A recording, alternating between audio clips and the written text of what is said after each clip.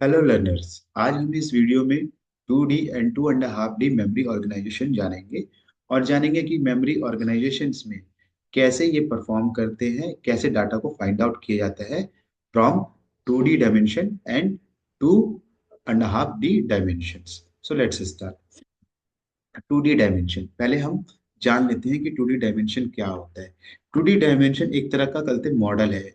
ठीक है, एक तरह का मॉडल है जहाँ पे जो एक्सेस किया जाता है, एक्सेस में जो भी डाटा है उसका एक्सेस दिया जाता है कि ये डाटा हमारा यहाँ पे अवेलेबल है, आप यहाँ से पिकअप कर लीजिए और उसको प्रोसेस कर दीजिए। ठीक है, वही होता है हमारा 2D। 2D का बेसिकली अगर मैं 2D की बात करूँ तो इसका मतलब है टू डायमेंशन। 2 डायमेंशन का मतलब सिंपल सी बात है, एक डायमेंशन आपका मैट्रिक्स बोला जा सकता है और दूसरा आपका डायमेंशन डिकोडर बोला जा सकता है। ठीक है, ये क्या है, यही दोनों के कॉम्बिनेशन से, इन्हीं दोनों के कॉम्बिनेशन से आपके डाटा को एक्सेस किया जाता है पर्टिकुलर ब्लॉक्स में। ठीक है, तो उसी को कहते हम का कहते हैं 2D डायमेंशन। अगर मैं इसकी एक छोटे से झलक बता दूं तो क्या है कि जैसे कि मेरा पास ये मेमोरी है, ये मेरा मेन मेमोरी बोलिए मान लीजिए। ठीक है, और ये मेरा मतलब सिंपल सी बात है कि एक सर्किट है, ये मेरा कॉम्बिनेशन सर्किट बोलेंगे, कॉम्बिनेशन या डिकोडर्स बोल सकते हैं। ये डिकोडर क्या करेगा, ये आइडेंटिफाई करेगा कि मेरा डाटा किस इसमें है। आप लोगों को पता है कि मेमोरी जो है वो ब्लॉक्स में होती है, मतलब पर ब्लॉक्स में होती है। अगर मान लीजिए कि मेरे यहाँ पे अगर जो 16 वर्ड्स का अगर डाटा वो डिकोड्स कर सकता है तो यहाँ पे 128 वर्ड्स का डाटा होगा, जिसमें हम अगर कहेंगे तो पर ब्लॉक में 4 वर्ड्स डिनोटेड होते हैं, 4 वर्ड्स को स्टोर किया जाता है। ठीक है, तो ये डिकोडर आइडेंटिफाई करेगा कि मेरा डाटा कहाँ पे अवेलेबल है। ठीक है, तो ये जो इसी चीज को 2 डायमेंशन कहते हैं। ये सारी चीजों को कॉम्बिनेशन मतलब मान लीजिए कि कहते कहाँ से डाटा लिए गए, सारे के सारे एक दूसरे से कनेक्टेड होंगे। ठीक है, एक दूसरे से कनेक्टेड होंगे। और ये है कनेक्टेड इस कैसे होंगे, अगर मान लीजिए कि आपका इनपुट, अगर इनपुट आपका 4 आ रहा है तो आपका जो आउटपुट जनरेट होगा 2 की पावर 4, इट मीन 16 होंगे। तो मतलब 16 ब्लॉक्सेस में वो कनेक्टेड होंगे और वो देखा फाइंड आउट किया जाएगा कि आपका डाटा किस किस उसमें है। तो इसमें इस मैंने 2D में क्या है, बस रोज को देखा जाता है, मतलब रोज को देखा जाता है और रोज में फाइंड आउट किया जाता है कि डाटा कहाँ पे है। ठीक है, इसमें रोज का गेम होता है, डिकोडर किसके पास होता है, रोज के पास होता है। ठीक है, तो यही होता है हमारा 2D मेमोरी ऑर्गेनाइजेशन। अब हम पढ़ लेते हैं कि 2D मेमोरी ऑर्गेनाइजेशन क्या है। एक तरह का कंसेप्शनल मॉडल है जो कि ऑर्गेनाइजिंग करता है, एक्सेसिंग करता है मेमोरी एलिमेंट को इन द 2 डायमेंशन फॉर्म। ठीक है, जिसमें हम बोलेंगे टिपिकली ना रो एंड कॉलम। ठीक है, in the widely use in memory design, ये कहाँ पे यूज होता है बेसिकली, ये डी रैम में यूज होता है, डायनेमिक रैंडम एक्सेस मेमोरी में। ये कैशे मेमोरी में नहीं यूज होता, मतलब एस रैम में नहीं होता, क्योंकि हम एस रैम को तो बोलते हैं, वो कैशे मेमोरी होता है, वो बहुत छोटा होता है। ठीक है, कंपैरिजन ऑफ डी रैम।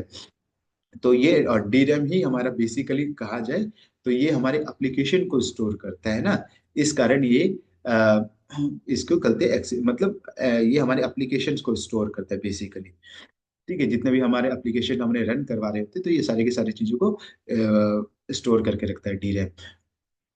ठीक है, and video memories, the arrangement provide the efficient data access the pattern especially for the image processing other application requiring special localities। ठीक है, तो 2D मेमोरी ऑर्गेनाइजेशन एक कंसेप्शनल मॉडल है जहाँ पे हम ऑर्गेनाइजिंग करते हैं, असेसिंग करते हैं डाटा को द 2 डायमेंशन फॉर्म्स में। अब वो कैसे है 2 डायमेंशन फॉर्म्स में, आप देख रहे हैं कि मेमोरी को करते डिवाइड कर दिया जाता है किस फॉर्म्स में, रो एंड कॉलम्स की फॉर्म्स में डिवाइड कर दिया जाता है, मैंने मैट्रिक्स की फॉर्म्स में डिवाइड कर दिया जाता है। और फिर क्या किया जाता है, एक डिकोडर रखा जाता है। वो डिकोडर क्या है, वो एक तरह का कॉम्बिनेशन सर्किट होता है। कॉम्बिनेशन सर्किट होता है, कौन सा कॉम्बिनेशन सर्किट है, रो कॉम्बिनेशन सर्किट्स बोलेंगे उसको। वो जितने इनपुट्स लेगा उसकी पावर एन कर दीजिए। अगर मान लीजिए 10 इनपुट्स ले रहा है तो 2 की पावर एन कर देंगे, 2 की पावर 10 कर देंगे, तो उतने आउटपुट्स को लेगा। और out of output line selected one rows, मैंने जिसमें वो डाटा अवेलेबल होगा। मतलब कहने का मतलब कि वो जो एड्रेस, मतलब जो हमारे पास एम ए आर के पास, जो एम ए आर जो एड्रेस मैंने by the address contain in M R, M R के पास जो डाटा एड्रेस कंटेन कर रहा होगा उस एड्रेस को फाइंड आउट करेगा। फाइंड आउट करने के बाद वो आपके पास रिप्रेजेंट कर देगा एंड देन सिलेक्ट करके रिप्रेजेंट कर देगा डाटा लाइंस पे एंड डाटा लाइंस उसको शो ऑफ कर देगा। It is called a 2D memory organization. इसके फीचर्स क्या है? एक तो सबसे पहली बात है ये ग्रिड फॉर्म्स का है। ग्रिड फॉर्म्स हम किसको बोलते हैं? हम मैट्रिक्स फॉर्म्स को बोलते हैं। ठीक है, ग्रिड फॉर्म हम किसको बोलते हैं? मैट्रिक्स फॉर्म को मतलब क्या है कि रो एंड कॉलम का स्ट्रक्चर्स होता है। ठीक है। दूसरा क्या है? Addressing. Required both row and column address required. मतलब कहने का मतलब ऐसा नहीं है कि कल मेरे पास इसका ये कॉलम्स का कल मेरे पास एड्रेस नहीं चाहिए, इसका नहीं, दोनों का मेरे को एड्रेस चाहिए 2D मेमोरी ऑर्गेनाइजेशन। थर्ड है हमारा है एक्सेस। ये स्पेसिफिक डाटा को एक्सेस करता है by the selecting a row and column instruction. Row and column का इंस्ट्रक्शन का मतलब आप लोगों को जानते ही हैं कि अगर इस सेल में मेरा डाटा है, सेल का मतलब क्या होता है? The interaction between rows and column that point it is called the cells. ठीक है। अगर हम ये कंप्यूटर लैंग्वेज में बात करें हैं, तो यही चीज रहती है। अब क्या है कि access the specific data is accessed by the selecting row and column intersections efficiently. और ठीक है, और फिर अगला क्या है? Efficiency of the graphic the idea of the application like a frame buffer and graphics as its map then naturally 2D data structure like a image। मतलब simply से कह सकता है कि ये छोटे छोटे इमेजेस, छोटे छोटे सेल्स में से फाइंड आउट करके आपके पास जो डाटा रिप्रेजेंटेशन करने का होता है वो करते ग्राफिक ग्राफिक फॉर्म्स में प्रेजेंट कर देता है। और ये बेसिकली ये इसका यूज ये जो हमारे 2D का यूज होता है इमेज प्रोसेसिंग के लिए हो सकता है या other application requirement specially liquidity के होता है। क्योंकि हमारा जो डी रैम है, बेसिकली मैंने आप लोगों को पहले ही बोला कि डी रैम है वो हमारा क्या स्टोर करता है? वो हमारा एप्लीकेशन सॉफ्टवेयर को स्टोर करता है। एप्लीकेशन सॉफ्टवेयर को स्टोर करता है और एप्लीकेशन सॉफ्टवेयर को के कभी कंटिन्यूसली अपडेशंस की जरूरत होती है और उसके डाटा को स्टोर कर देते हैं। कब तक? जब तक वो सिस्टम हमारा ऑन है, जब तक हमारा सिस्टम, जैसे सिस्टम ऑफ हुआ ये क्लीन अप हो जाएगा। क्लीन अप अगर आपने सेव नहीं किया, अगर सेव है तो ये ऑक्सिलरी मेमोरी में चला जाएगा। ठीक है, तो ये होता है हमारा 2D मेमोरी ऑर्गेनाइजेशन। अब हम आ जाते हैं इसके डिजाइन के ऊपर। डिजाइन में मैंने जैसे ही आप लोगों को बताया कि यहाँ पे एक डिकोडर्स रहेगा और ये वर्ड्स रहेंगे और यहाँ पे ये हमारी बीट्स लाइन रहेंगी, ये हमारे सेल्स रहेंगे, ये हमारी वर्ड्स लाइन बोलेंगे। मतलब अगर हमारा रोज का सिस्टम है, रोज वाले जो लाइन है उसको हम वर्ड लाइन बोलेंगे। मतलब कहने का मतलब है ये सारे ये सारे मिल करके एक सारे वर्ड मिलकर के एक एक स्ट्रक्चर बनाएंगे, मतलब एक सेंटेंस बनाएंगे। ठीक है, तो ये होता है, ये सारे मिलकर के एक मतलब वो बनाएंगे। और पर जो कॉलम्स में, पर सेल्स में क्या है? एक वर्ड्स डिनोटेड होगा और वही वर्ड्स को करते, मतलब कहने का मतलब है जीरो, अगर ये मान लीजिए ये है, ये है। ठीक है, अब मान लीजिए कि मेरे को वर्ड बनाना है तो ये मेरा पूरा एक रो मिलकर के एक वर्ड को जनरेट करेगा। और आप लोगों को पता होना चाहिए कि जो आपका मेमोरी है उसका एसआई यूनिट जो होता है वो वर्ड्स होता है। ठीक है, अगर मान लीजिए कि मैंने यहाँ पे डिकोडर जो लिया है 16 वर्ड्स का मतलब 16 वर्ड्स का है तो मेरा यहाँ पे क्या है कि 128 वर्ड्स का वो होना चाहिए। मीन्स पर में पर उसमें 4 बीट्स का कदर कॉम्बिनेशन है अभी। ठीक है, तो ये होने चाहिए और यहाँ पे 2 की पावर n के वर्ड्स हम वो जानेंगे। अब ये देखिए कि यहाँ पे जो डिकोडर है ये रॉ डिकोडर है। अब क्या है कि मान लीजिए कि मेरा डाटा इसमें है तो ये किस लाइन से कनेक्टेड है? ये इस लाइन से कनेक्टेड है, तो ये यहाँ इस आउटपुट में आप लोगों को रिप्रेजेंट कर देगा। तो ये कहने का मतलब है कि ये 3 इनपुट आ रहे हैं तो ऑटोमेटिक से आउटपुट उसका 8 होगा। क्यों 8 होगा? क्योंकि अगर 2 की पावर हम 3 करें तो 8 आता है। ठीक है, अगर यही मेरे पास 4 होता, 4 आउटपुट इनपुट होते तो वो मतलब इसके 16 होते। ठीक है, अब है डिकोडर का काम की क्या होता है? डिकोडर का काम क्या होता है? ये आइडेंटिफाई करता है कि किस रो में हमारा डाटा है। ठीक है, अब ठीक है, तो ये होता है हमारा डिकोडर। तो कहने का मतलब है कि इनपुट आया हमारे पास, सारा इनपुट आया हमारे पास, डिकोडर में आया। डिकोडर ने क्या किया? आइडेंटिफाई किया कि हमारा डाटा इस रो में है। अगर मान लीजिए कि B1 B0 B1 B2 B3 B4 और B5। ठीक है, तो मेरा डाटा B4 वाले रो में है, तो ये तुरंत B4 वाले डाटा को कैप्चर करेगा और आउटपुट जनरेट करके दे देगा। तो ये है 2D मेमोरी ऑर्गेनाइजेशन। इसमें सिर्फ एक ही डिकोडर होता है। कौन सा डिकोडर होता है? रो डिकोडर होता है। ठीक है, अब आगे चलते हैं, हम इसके एडवांटेज और डिसएडवांटेज की बात कर लेते हैं। टू डी डायमेंशन में क्या है, सिंप्लिसिटी है। इसमें क्या है कि सिंपल सी बात है, एक डिकोडर है, तो डिकोडर रो और डिकोडर है, तो ये सिंपल से रॉ डिकोडर इसको फाइंड आउट कर लेगा और उसके बाद आपके पास रिप्रेजेंट करेगा। तो two D memory organization simple and straightforward approach with the memory chip arrange with the two dimensional grids. ठीक है, सिंप्लिसिटी रहेगी। दूसरी है कॉस्ट इफेक्टिव।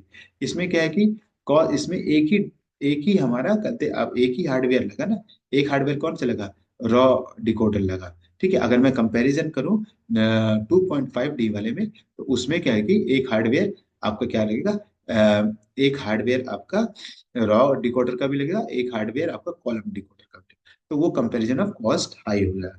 लो पावर, जितनी कम जितनी कम कंपोनेंट्स होंगे उतनी ज्यादा, उतनी कम पावर को कंजप्शन करेगा। तो 2D पावर्स में क्या है, 2D memory organization low power consumption होती है। डिसएडवांटेज क्या है, ये लिमिटेड बैंडविड्थ है। मतलब 2D memory organization has a limited bandwidth due to the subsequently access the pattern of the memory chip which is a can lead the slower data transfer rates। मतलब कहने का मतलब है कि लिमिटेड होती है, और ये है कि कहते हैं एक एक कॉलम्स में नहीं मिलता है, दूसरे कॉलम्स में दिखाई देता है, दूसरे रोज में दिखाई देता है, तीसरे रोज में, तो ये थोड़ा टाइम टेकन होता है ट्रांसफर करने में डाटा को। लिमिटेड कैपेसिटी होती है, मतलब लिमिटेड कैपेसिटी, अगर मेरा गलती जो है 512 है तो 512 का तक ही उतनी रहेगी। तो 2D मेमोरी ऑर्गेनाइजेशन में इसमें जितना अलॉटेड है उतने ही अलॉटेड में काम करेगा। ठीक है, तो 2D memory organization has a limited capacity since it required memory chip to be arranged in the two dimensional grids, और इसके लिमिटेड स्केबिलिटीज है। ठीक है, 2D memory is not scalable because it is very difficult to increase the memory capacity and performance. ठीक है, इसीलिए कहते हैं लिमिटेड स्केबिलिटीज होती है। अब आते हैं हम 2.5 मेमोरी ऑर्गेनाइजेशन में। जैसे कि हम लोगों ने जाना कि कहते जो 2D वाले में क्या था, 2D वाले में हमारा एक डिकोडर था, रो डिकोडर, और हमारे यहाँ पे मैट्रिक्स थे। यहाँ पे भी सेम ही होगा, बट हमारे पास एक और क्या है कि डिकोडर जुड़ जाएगा जिसका काम होगा कॉलम। तो ये डिकोडर क्या करेगा, अगर मान लीजिए कि ये 3 इनपुट आ रहे हैं तो इसने भी 8 आउटपुट जनरेट करेगा, और यहां से भी 8 आउटपुट जनरेट्स होंगे। अब ये रो को चेक करेगा और ये पर्टिकुलर कॉलम को चेक करेगा। तो जिस जगह हमारा डाटा पड़ा होगा, जिस जगह हमारा जो मेमोरी एक्सिस रजिस्टर्स हमारा बताएगा कि यहाँ पे डाटा पड़ा है, तो उसका एड्रेस फाइंड आउट करके तुरंत सारे डिटेल्स को आपके पास प्रोवाइड करेगा। तो वही 2.5D मेमोरी ऑर्गेनाइजेशन होती है। ठीक है, तो in the 2.5G memory organization the scenario is same, but we have two different decoder, one is the column decoder and another is a row decoder. Just मैंने अभी आपको बताया, column decoder is used to select the column and row decoder select to the rows। The address from the MAR goes to decoder input।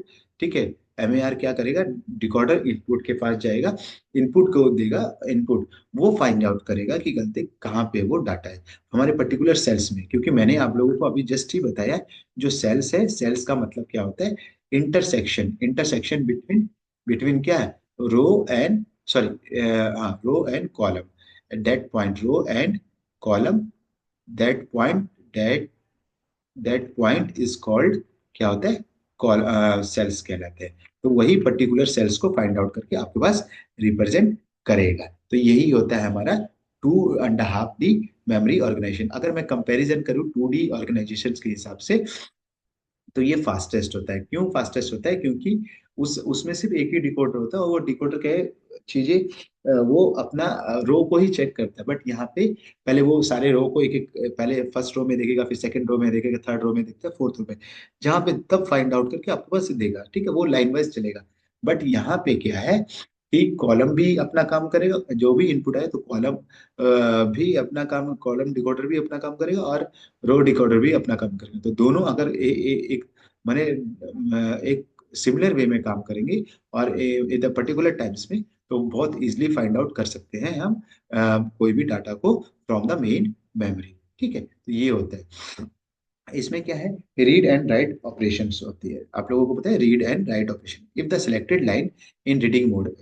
इसने एक चीज कोई माने इसमें ऑपरेशन, ऑपरेशन कैसे होता है, if the selected line is reading mode, the word beat which be represented in MAR will be available in the data lines will be get read।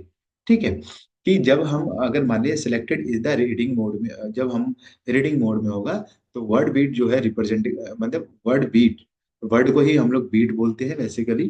तो क्योंकि जो हमारा एसआई यूनिट होता है मेमोरी का, वो हमारा वर्ड्स होता है, ठीक है, जो कि रिप्रेजेंट करता है एमएआर कहाँ पे, एमएआर बताता है कि ये डाटा हमारा यहाँ पे अवेलेबल है। जब हम राइट करते हैं तो ये बताएगा कि कहाँ पे डाटा को स्टोर किया जाएगा, ठीक है। Word data from the memory data register will be send to the respective cells. और जब हमें किसी चीज की हेल्प चाहिए परफॉर्म, कोई भी चीज को परफॉर्म करने के लिए, तो एमएआर ही हमारी हेल्प करता है। तो ये होता है 2.5D मेमोरी ऑर्गेनाइजेशन। अब हम इसके डिजाइन की बात कर लेते हैं। देखिए आपके पास दो डिकोडर्स है, दो डिकोडर्स है, एक हमारा रो डिकोडर्स हो गया, एक हमारा कॉलम डिकोडर हो गया, ठीक है। ये डिकोडर होता है रीड एंड राइट को फाइंड, मतलब कॉलम डिकोडर होता है ये चेक करता है कि ये रीड करना है या राइट करना है, ठीक है, ये चेक करता है। मतलब आप मान लीजिए कि यहाँ से मेरा इनपुट आया, इनपुट आया, मान लीजिए रीड का इनपुट आया, रीड का इनपुट आया, तो ये सबसे पहले ये अपने मतलब सेल्स में, मतलब अपने रोज में देखेगा, सारे रो में, और कॉलम भी वो चीजों को फाइंड आउट करेगा कि किस सेल्स में। मान लीजिए मेरा डाटा इस सेल्स में है, इस सेल्स में, तो ये क्या है कि ये अपना जब सेल्स पे मतलब ये देखेगा कि डाटा इधर इस रो में अवेलेबल है, और ये और ये कॉलम ये फाइंड करेगा कि मेरा इस रो में अवेलेबल है, तो ये पर्टिकुलर आप लोगों के पास प्रेजेंट करेगा कि इस एड्रेस पे अवेलेबल है। और ये कौन हेल्प कराता है, ये हमारा एमआर हेल्प कराता है। ये क्या होता है, मेमोरी एड्रेस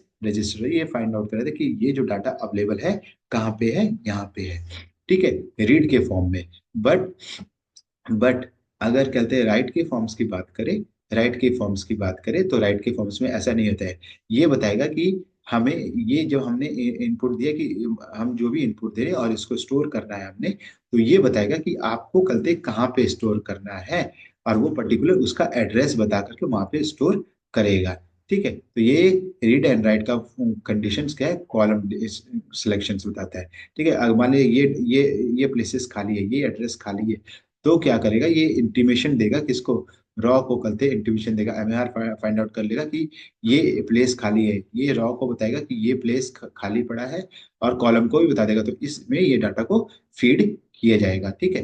तो जब हम डाटा को डालते हैं तो बीट इन कहेंगे, ठीक है, जब हम राइट अप करते हैं तो बीट इन करेंगे, और जब निकालेंगे हम डाटा को रीड करेंगे तो बीट आउट करेंगे, ठीक है। तो ये होता है हमारा 2D memory organization. Nothing as different, only the decoder means two decoder in that the 2.5D memory organization.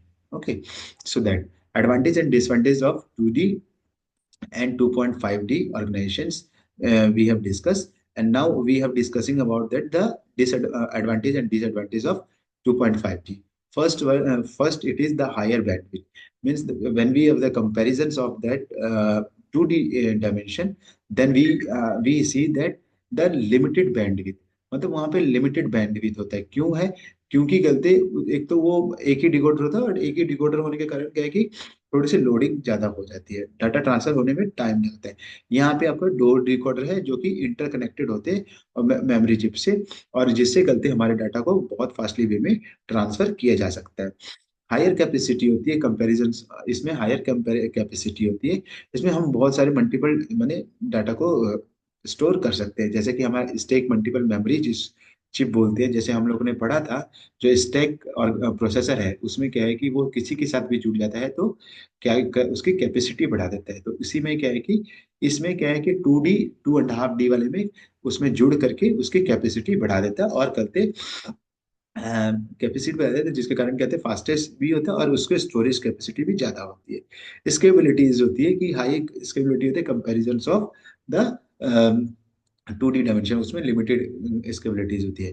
हाँ, डिसएडवांटेज क्या होता है, ये थोड़ी कॉम्प्लेक्सिटी होती है। कॉम्प्लेक्सिटी क्यों बोला जा रहा है, क्योंकि 2D में क्या है कि डायरेक्टली 2D में हम क्या है कि एक रो हमारे पास ज्यादा वो नहीं है कि रो ने निकाल दिया कि इस रो में डाटा नहीं है तो अगले ब्लॉक्स में होगा, अगले ब्लॉक्स में नहीं है उसके अगले ब्लॉक्स में, ये मैंने सिंपली करते फाइंड आउट करके इजिली वे में, बट थोड़ा सा स्लोली करता था।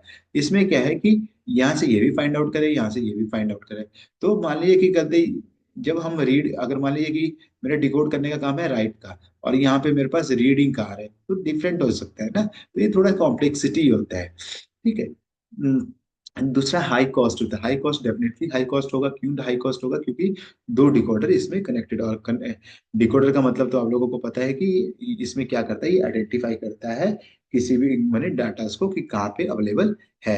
हाई पावर कंजप्शन जो है इसमें, डेफिनेटली सी बात है, दो डिकोडर है, दो कम्बिनेशन सर्किट्स है, तो आपके हाई कंजप्शन होंगे। ठीक है। तो ये हमारा कल थे 2.5D, 2.5D मेमोरी ऑर्गेनाइजेशन हो गया। सो आई होप आप लोगों को अच्छा लगा होगा। So if you have any type of the question और थॉट, आप मुझे बता सकते हैं। Don't forget to like, subscribe and hit the notification bell for more content. Next video में हम देखेंगे कि कैशे मेमोरी के बारे में, एंड कैशे मेमोरी के पूरे डिटेल्स को एक ही वीडियोस में कवर अप करेंगे। सो आज तक के लिए बस इतना ही। Thank you and have a nice day.